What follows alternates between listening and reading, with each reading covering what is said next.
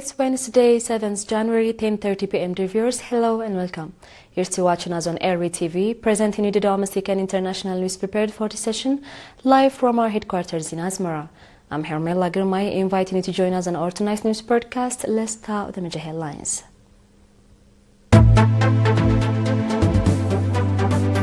Christmas celebrated at Fenkel Air Force Camp.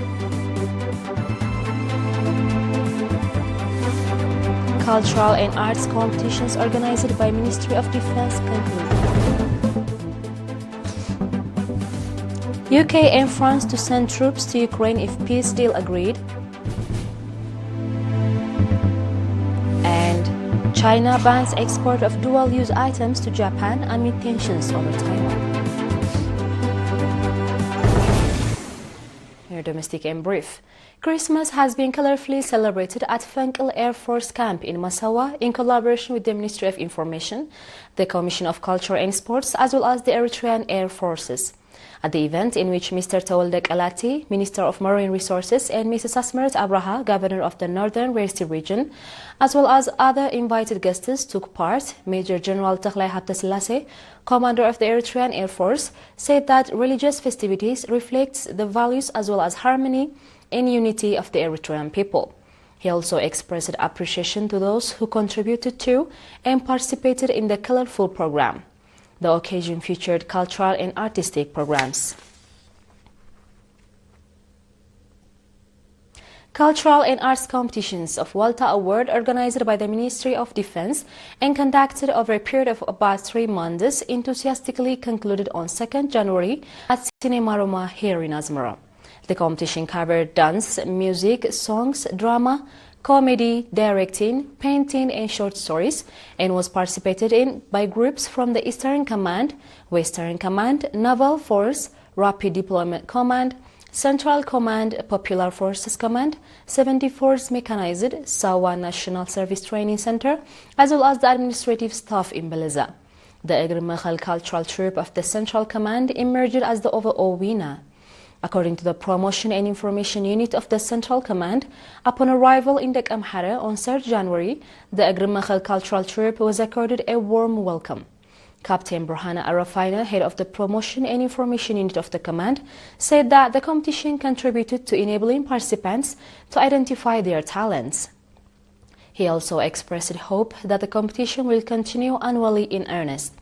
Brigadier General Takhlai Kiflai, commander of the Central Command, congratulated the members of the cultural troupe and expressed the readiness of the command to provide all necessary support for the troops' development. The strategic roadmap of the Ministry of Agriculture to ensure nutritious food for all and everywhere through small and productive farm plots is contributing to boosting cultural production. The report was made by farmers engaged in small and productive farm plots. According to the Public Relations Office of the Ministry, the strategy, which incorporates crop and vegetable production as well as poultry and beekeeping development, is registering encouraging results in its second year of implementation. The program, which was carried out on 12,000 plots in its first year, has expanded to over 33,000 plots in its second phase. Farmer Berhat Tahasta from the Beleza administrative area in Sarajaka subzone, who started the project on a small scale, has currently expanded his plots and is harvesting 70 quintals of crops from 1 hectare of land.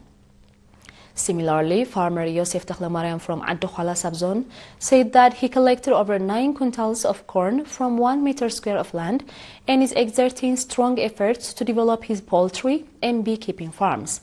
More farmers from various parts of the country are also confirming the comparative advantage of small and productive farm plots in boosting agricultural, poultry and beekeeping production, as well as improving livelihoods through supplying the market at fair prices. Dear viewers, stay tuned with us till after the international news, right after the short break.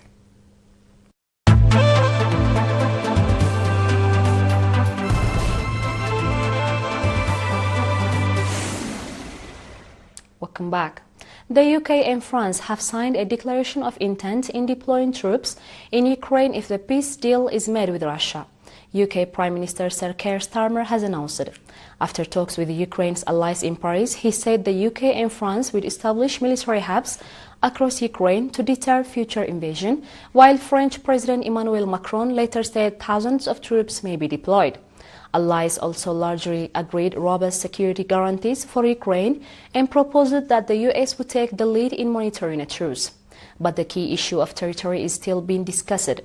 Russia has repeatedly warned that any foreign troops in Ukraine would be a legitimate target. China has unveiled new export controls on Japan amid elevated tensions over Taiwan, prompting a rebuke by Tokyo. China's Ministry of Commerce said that it had banned so-called dual-use items with military applications in light of Japan's enormous and egregious statement about the self-governing island, which Beijing considers its territory. In a statement yesterday, the Commerce Ministry said the ban was intended to safeguard national security and would apply to all items that could enhance Japan's military capabilities. The notice didn't specify which goods would be banned. Japan's Ministry of Foreign Affairs said in a statement that it had issued a protest with China and demanded the withdrawal of the measures. China insists that countries do not recognize Taipei if they wish to maintain diplomatic ties with Beijing. Clashes erupted yesterday in Aleppo's predominantly Kurdish neighborhoods of Sheikh Maqsoud and Ashrafi, resulting in casualties among both soldiers and civilians. These confrontations underscore the continued failure to integrate the so-called Syrian Democratic Forces into the HTS army, as well as the heavy toll inflicted on civilians caught in the crossfire. Syria's news agency Sana reported that an HTS regime soldier was killed and 3 others wounded in an attack by the SDF, while shelling of residential areas killed 3 civilians, including 2 women, and wounded others, including 2 children. 9 employees of Aleppo's Directorate of Agriculture were also injured, the report added. This is while the SDF denied responsibility for civilian casualties, blaming factions affiliated with the Damascus government and claiming their shelling targeted the adjusted Kurdish neighborhood of Sheikh Maqsoud. Dear viewers, we are done with the news prepared for this session, and now it's time for a quick recap of the major headlines.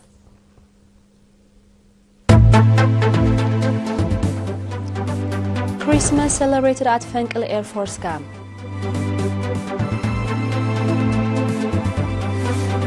Cultural and arts competitions organized by Ministry of Defense conclude. UK and France to send troops to Ukraine if peace deal agreed. And China bans export of dual-use items to Japan amid tensions over Taiwan. Ladies and gentlemen, that was all for tonight. Thank you for having us and have a blessed one. Wishing you a Merry Christmas and Happy Holiday.